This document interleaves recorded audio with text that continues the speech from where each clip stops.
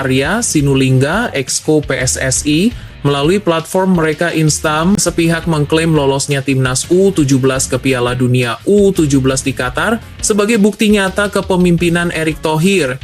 Tapi, ketika timnas senior gagal total menuju Piala Dunia 2026, narasi yang dikeluarkan sangat berbeda. Mengatakan bahwa kegagalan itu adalah kehendak Tuhan, karena manusia berencana tetapi Tuhan yang menentukan. Jika mereka berani mengklaim keberhasilan U17 adalah jasa Erick Thohir, maka logika harus berjalan. Kegagalan memalukan di Piala Dunia 2026 juga wajib diklaim sebagai kesalahan Erick Thohir. The next station is Indonesia. To Indonesia, coming from behind to score first goal for Indonesia national team. So easy. A Fortuna Sittard player now making his debut goal for Indonesia national team. Indonesia 2, Vietnam 0.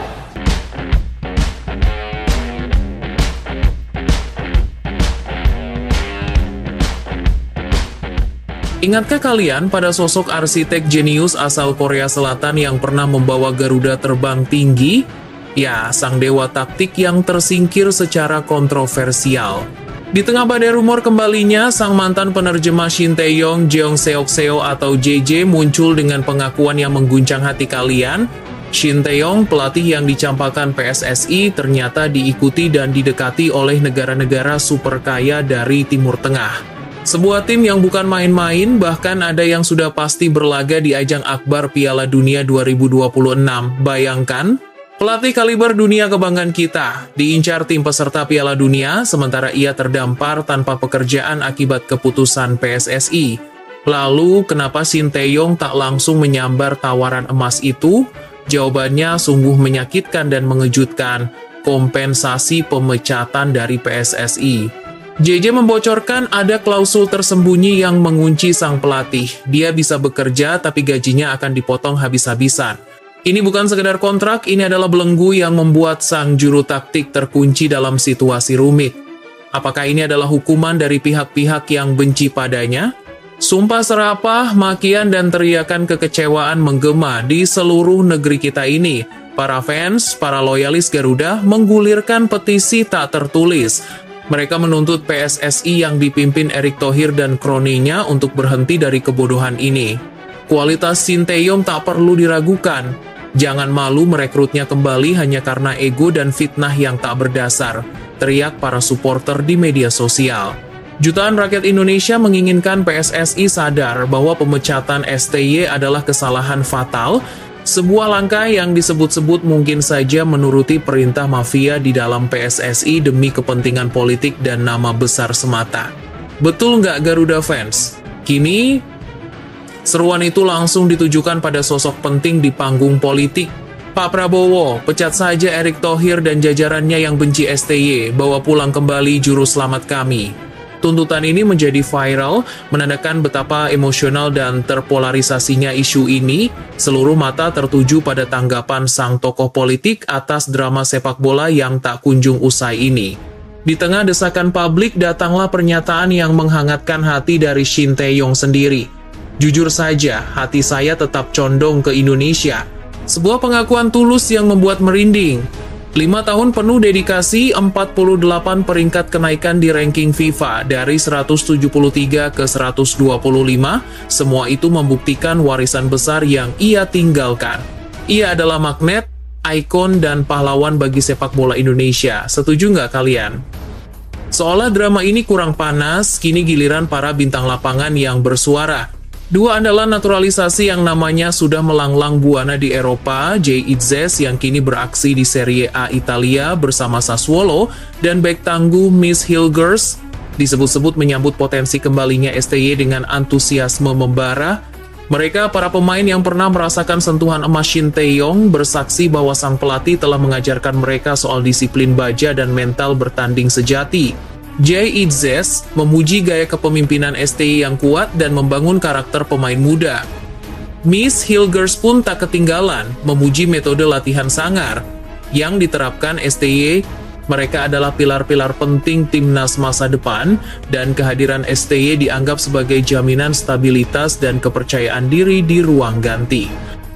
Dan perhatikan yang satu ini. Miss Hilgers yang sebelumnya santer diisukan bersih tegang dengan Shin Tae-yong, kini membuktikan bahwa rumor itu hanyalah hoax busuk.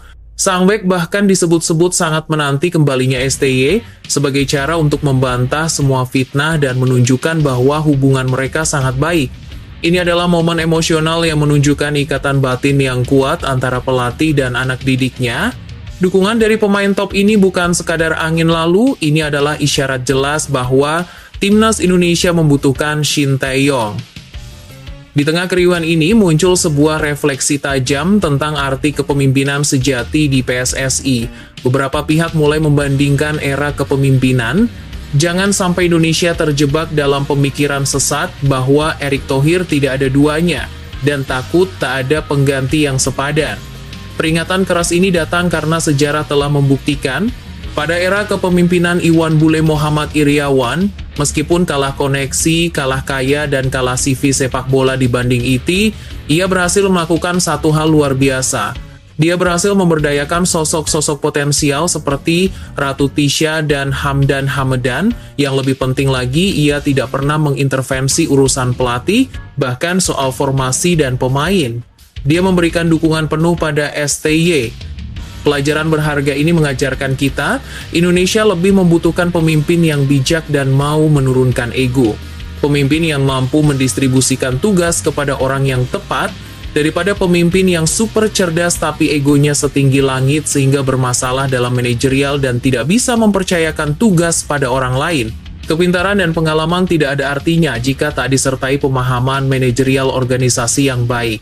Sebuah sindiran telak yang menohok langsung ke jantung Federasi PSSI sekarang. Tiba-tiba fokus beralih pada permainan narasi yang dimainkan oleh PSSI. Arya Sinulinga, exco PSSI, melalui platform mereka Instam, secara terang-terangan dan sepihak mengklaim lolosnya Timnas U17 ke Piala Dunia U17 di Qatar sebagai bukti nyata kepemimpinan Erick Thohir. Sebuah klaim yang membanggakan memang sih, tapi tunggu dulu. Ketika Timnas senior gagal total menuju Piala Dunia 2026, narasi yang dikeluarkan sangat berbeda. Arya Sinulinga tiba-tiba berlindung di balik takdir, mengatakan bahwa kegagalan itu adalah kehendak Tuhan, karena manusia berencana tetapi Tuhan yang menentukan. Jika mereka berani mengklaim keberhasilan U17 adalah jasa Erick Thohir, maka logika harus berjalan. Kegagalan memalukan di Piala Dunia 2026 juga wajib diklaim sebagai kesalahan Erick Thohir. Terima kasih sudah menonton sampai selesai. Sampai jumpai di video berikutnya.